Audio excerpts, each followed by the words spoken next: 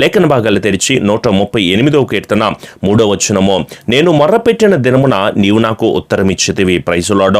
మనమందరం కూడా దేవాది దేవునికి మొర్ర పెడితే దేవుడు తప్పకుండా మనందరికీ ప్రత్యుత్తరాన్ని కలుగు చేస్తాడు. ఆయనకు మొర్రపెట్టు వారికి, ఆయనకు నిజముగా మొర్రపెట్టు వారికి ఆయన తప్పకుండా ప్రత్యుత్తరాన్ని కలుగు చేస్తాడు. దానిలో ఎలాంటి సందేహం కూడా లేదు. కానీ మనము అడగట్లేదు కాబట్టి మనం అందరం పొందుకోలేకపోతున్నాం. దానిలో వేరొక ఆప్షన్ ఏమీ లేదు. మీరందరూ కూడా కుటుంబంలో ఆశీర్వాదాలు కానీ, స్వస్థత కానీ, దీవెన కానీ, కుటుంబంలో విడుదల కానీ కలగలేకపోవడానికి కారణం ఏమిటో తెలుసా? అసలు మీరు అడగలేని స్థితిలో ఉంటున్నారో, ఒకవేళ ఏమి అడగాలో కూడా తెలియని పరిస్థితిలో ఉంటున్నారు. మీరు నిజం చెప్పండి. ఆకాశ పక్షులను చూడండి, అవి విత్తవు, కోయవు, కొట్టల్లో కూర్చుకొనవు, అయినా పరలోకపు తండ్రి వాటిని పోషిస్తున్నాడు. వాటికంటే మనమందరం కూడా శ్రేష్ఠులం కాదా?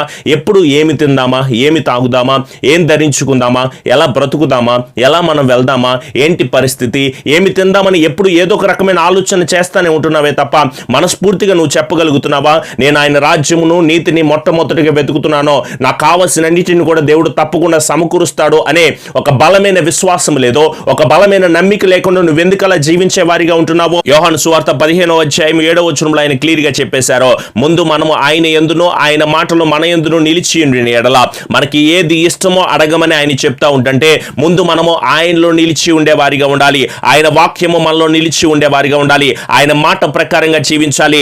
ఆయన ఆజ్ఞల ప్రకారంగా జీవించాలి. అక్రమమైన జీవితాన్ని జీవించకుండా నీతి కలిగి బ్రతుకు గనక మనం జీవిస్తే తప్పకుండా దేవుడి ప్రత్యేకమైన ఆశీర్వాదాలు మనం పొందుకుంటాం. మీకు ఏది కావాల్సి వచ్చినా దొరుకుతుంది.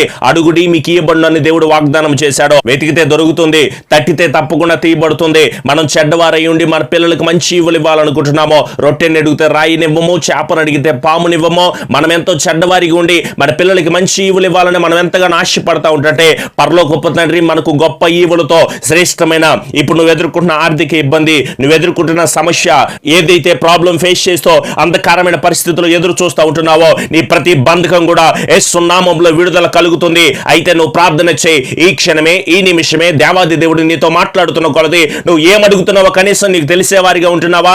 ఏమడుగుతున్నారో అర్థం కావట్లేదు. అసలు అడగలేని వారిగా ఉంటున్నారు. మీరు చాలా మంది ప్రార్థన చేయలేని స్థితిలో ఉంటున్నారు. నిజంగా చాలా బాధాకరమైన విషయము. ఈ క్షణమే నువ్వు మోకరించి ప్రార్థన చేయి. పాపంలో ప్రాయశ్చిత్తం పొందాలంటే ప్రార్థన చేయాలన్న విషయం తెలుసుకో. నువ్వు పాపం చేస్తూ ఉంటున్నావు, పాప సహితమైన కార్యాలు చేస్తూ ఉంటున్నావో, పాపుల ప్రార్థన నేను ఆలకించనని చాలా క్లియర్ గా చెప్పేస్తా ఉంటుంటే దేవుడు నీకు ఎందుకు సమాధానం ఇస్తాడో? నువ్వు పాపి సహితమైన క్రియల్లో జీవించే వారిగా ఉంటున్నావు. దయచేసి మీరందరూ కూడా ముందు మీ పాపాలను ఒప్పుకోవడానికి ప్రార్థన చేయండి. మీరు మీ హృదయాన్ని శుద్ధి చేసుకోవడానికి ప్రార్థన చేయండి. దేవుని పరిశుద్ధాత్మతో మీరందరూ కూడా నింపబడండి. రక్షణ అనుభవంలోకి మీరు రండి. ఎన్నో దురాత్మ శక్తుల చేత, ఏ కోపమని, అసూయని, అనుమానమని, లోక సంబంధమైన భయంకరమైన విషయాల చేత మీరందరూ విడుదల లేకుండా ఉంటున్నారో, అపవిత్రమైన జీవితాన్ని జీవించే వారిగా ఉంటున్నారో, దేవుని కృపను వదిలిపెట్టేసి, విడిచిపెట్టేసి లోక సంబంధమైన విషయాలకి, ఈ సినిమాలే బాగున్నాయి, ఈ సీరియల్లే బాగున్నాయి, ఈ డబ్బే బాగుంది, ఈ లోక జీవితమే బాగుంది, ఈ లోకంలోనే నేను జీవించేస్తా ఉంటున్నాను అని చెప్పేసి భ్రమ పడతా ఉంటున్నారు. చాలా జాగ్రత్త. ఈ లోకము ఏ ఒక్కరికి కూడా శాశ్వతము కాదో. ఏదో ఒక రోజు మీరైనా నేనైనా వదిలిపెట్టి వెళ్ళిపోవాల్సినదే. శాశ్వతము కానీ ఈ లోకం గురించి మీరందరూ ఎందుకు ఆలోచన చేస్తున్నారో ప్రార్థన చేసి వీటన్నిటిని వదిలిపెట్టండి. అడిగితే దేవుడు తప్పకుండా, మొర్ర పెడితే దేవుడు తప్పకుండా నీ కుటుంబాల కార్యాలు జరిగిస్తాను అని ఆయన తెలియచేస్తా ఉంటున్నప్పుడు మీరు ముందు ఏమడుగుతున్నారో తెలియట్లేదు. అయితే కొంతమంది ఎలా అడగాలో కూడా తెలియట్లేదో. మీలో చాలా సమస్యలతో ఉంటున్న వారు ఉన్నారు. ప్రతిరోజు కూడా ఫోన్ చేస్తూ, అన్నా నేను ఈ సమస్యతో ఉన్నా, ఈ బాధతో ఉన్నా, నా కుటుంబంలో ఈ వేదన ఉందన్నా, అనారోగ్యంతో బాధపడుతున్నాను, నా కుటుంబంలో ఎన్నో రకాల సమస్యలు ఉన్నాయి, అవమానాలు పొందుకుంటున్నానన్నా, నిందల్లోనే వెళ్తా ఉంటున్నాను, శ్రమలు నా జీవితంలో వస్తున్నాయి, గర్భఫలాలు లేవన్నా, వివాహాల కోసం ప్రార్థన చేయండి, పిల్లలు పాడైపోతున్నారన్నా, అందరూ అనాథగా నేను బ్రతుకుతానున్నా అని చెప్పేసి ఎన్నో రకాలైన సమస్యలు, ఎన్నో రకాలైన వేదనతో చక్కగా తెలియజేస్తా ఉంటున్నావో, అయితే నువ్వు చేయవలసిన ఒకే ఒక విషయం ఏమిటో తెలుసా? దేవుడు తప్పకుండా కార్యాలు జరిగిస్తాడో. ఆయన తప్ప ఇంకొక ఆప్షన్ అనేది లేదో. ఆయనే కార్యాలు జరిగించడానికి సమర్థత కలిగిన దేవుడని నువ్వు విశ్వాసంతో అడుగు. ఇది జరుగుద్దంటావా, ఇది అవ్వుద్దంటావా, దేవుడి కార్యాలు చేస్తాడంటావా అని రెండవ మనసు రావడానికి అవకాశం ఉండకూడదు. మీరెవరు కూడా సందేహించే ఆత్మతో దేవుని అడగొద్దు, అనుమానపు ఆత్మతో మీరు అడగొద్దు, అల్ప విశ్వాసంతో మీరు అడగొద్దు, అపనమ్మికతో మీరందరూ కూడా అడగొద్దు. మనము ఏదైతే అడుగుతున్నామో దాన్ని మనం పొందుకొని ఉన్నామన్న బలమైన విశ్వాసంతో మీరు అడగండి. దేవుడి మీ పట్ల కార్యాలు జరిగిస్తాడో.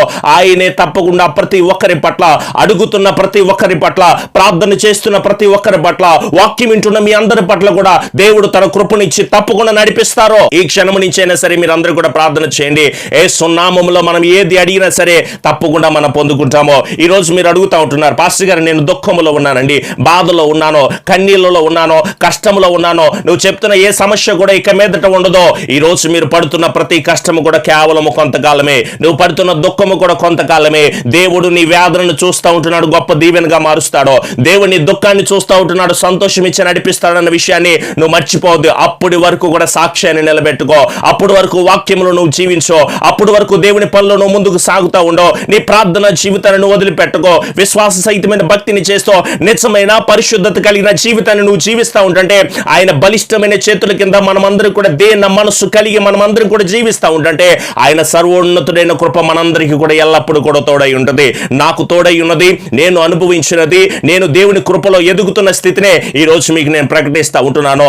ఆ సర్వోన్నతుడైన దేవుని పాదాల చెంత కూడి అడుగుతూ ఉంటున్నప్పుడు దేవుడు తెలియజేసిన శ్రేష్టమైన మాట, మీరందరూ మొర్ర పెట్టుకుంటే, మీరందరూ నిజంగా మొర్ర పెట్టుకుంటే, మీ హృదయముతో ఆయన్ని అడిగితే ప్రతి ఒక్కరి మొర కూడా ఆలకిస్తాడో. ఆయన ధనవంతుల మొరనే లేకపోతే దేవుని తెలుసుకున్న వారి మొరనే ఆలకిస్తాడా? కాదో. మీరు కూడా మొర పెడితే దేవుడు తప్పకుండా మీ మొరను ఆలకించే దేవుడై ఉన్నాడు. అయితే మీరు అడిగిన దాన్ని పొందుకొని ఉన్నారన్న విశ్వాసంతో మీరు అందరూ కూడా అడగండి. దేవుని ఆత్మ మీకు ఎల్లప్పుడూ కూడా తోడై ఉంటుంది. దేవుడు మీకు పూర్తి శక్తిని ఇస్తున్నాడు, పూర్తి బలాన్ని ఇస్తున్నాడు. పూర్తి నమ్మికను కలిగి మీరు ఉండండి. ఒకవేళ బాప్తిసం తీసుకోకపోతే ఈ క్షణమే ఆయన నిజరక్షకుడిగా అంగీకరించండి. అంతము సమీపిస్తూ ఉంటుంది. మనమందరం బాధకరమైన పరిస్థితుల్లో వెళ్ళిపోతూ ఉంటున్నాము, దుఃఖభరితమైన జీవితంలోకి వెళ్ళిపోతూ ఉంటున్నాము. రాకడ సూచనలు చేస్తూ ఉంటుంది.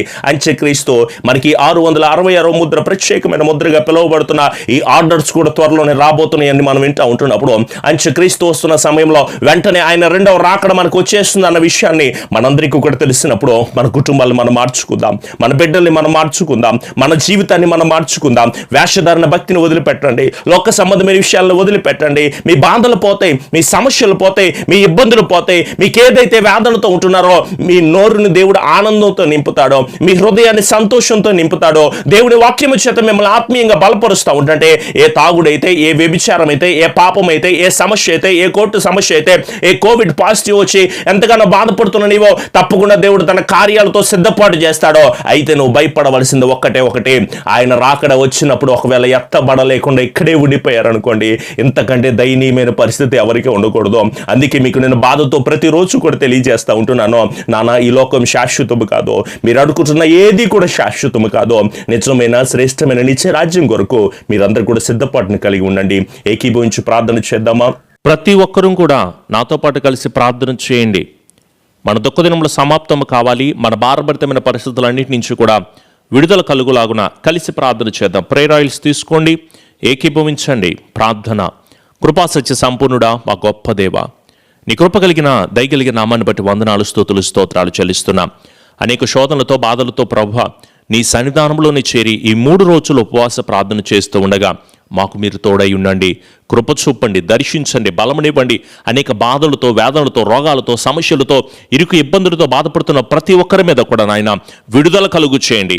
ఎవరైతే ప్రాంతంలో ఏకీభిస్తున్నారో, ఎవరైతే ఉపవాసం ఉంటున్నారో, ఎవరైతే కన్నీటితో ప్రార్థన చేస్తున్నారో, ఎవరైతే దుఃఖంతో, బాధతో, వేదనతో కృంగిపోయి నలిగిపోయిన స్థితిలో ఉంటున్నారో వారందరికీ కూడా సమాధానం అనుగ్రహించబడును గాక, విడుదలను మేము పొందుకుందాము గాక.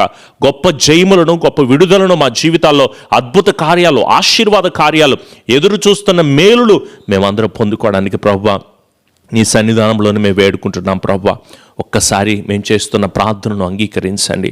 నీ బిడ్డలు మొరపెడుతున్న ప్రతి మొరను కూడా అంగీకరించి గొప్ప కాపుదల, గొప్ప దీవెన బిడ్డలందరి కుటుంబాల్లో జరగడానికి నీ శక్తిని, బలమును బిడ్డలకు మీరు దయచేయండి. ఆశీర్వాదం లేక, కృప లేక, దీవెన లేక కుటుంబాల్లో అనేక సాతాను సంబంధమైన ఆలోచనలతో నింపబడిపోయి ఉన్నాం. ప్రభువా దేవా మా అందరికీ విడుదల కలుగు చేసి మేము చేస్తున్న ప్రార్థనను అంగీకరించి ఆశీర్వదించి కృప చూపి క్షేమాభివృద్ధిని దయచేయమని మా ప్రియ రక్షకుడైన యేసు నామములో అడుగుచున్నాము తండ్రి, ఆమెన్.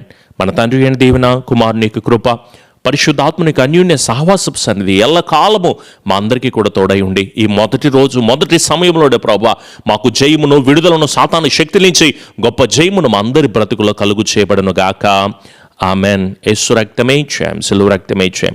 ప్రభు యేసు నామములో సంపూర్ణ జయము, అపవాది క్రియలకు అనంత నాశనమును కలుగును గాక. ఆమెన్. అందరికీ హృదయపూర్వకమైన వందనాలు. మీ ప్రార్థన అవసరం తెలియచేయండి, వాటన్నిటి గురించి ప్రార్థన చేస్తాము. అలాగే ఈ శుక్రవారం ఉదయకాలం నుంచి రాత్రికాలం వరకు కూడా ఉపవాస ప్రార్థన జరుగుతుంది. ఈరోజు, రేపు, ఎల్లుండి 3 రోజులు కూడా ఖచ్చితమైన ఉపవాస క్రమాన్ని పాటిద్దాం. దేవుడు మనలను, మన కుటుంబాలను సమృద్ధిగా దేవుడు దీవించి క్షేమాభివృద్ధిని దయచేయబడును గాక. Amen. Praise the Lord. God bless you all.